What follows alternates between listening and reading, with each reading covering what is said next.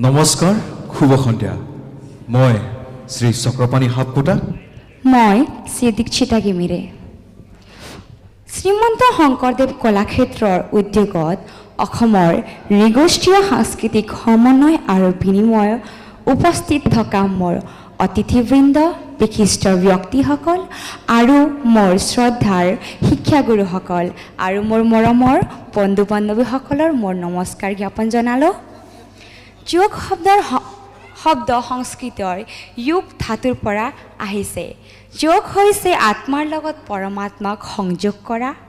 যোগৰ লগত জড়িত গ্ৰন্থসমূহৰ মতে যোগ কৰিলে ব্যক্তিৰ চেতনা ব্ৰহ্মাণ্ডৰ চেতনা একলগ হয় আৰু মন মানে হৈছে শৰীৰ, মানৱ মানে প্ৰকৃতিৰ মাজত পৰিপূৰ্ণ সামঞ্জস্য দৰ্শকহে। আৰু আমি পতঞ্জলি মুনিক যোগৰ পিতৃ বুলি বুজো।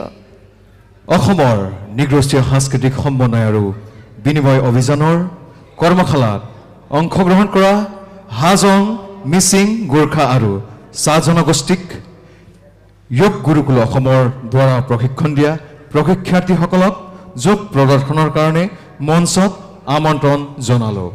ধন্যবাদ।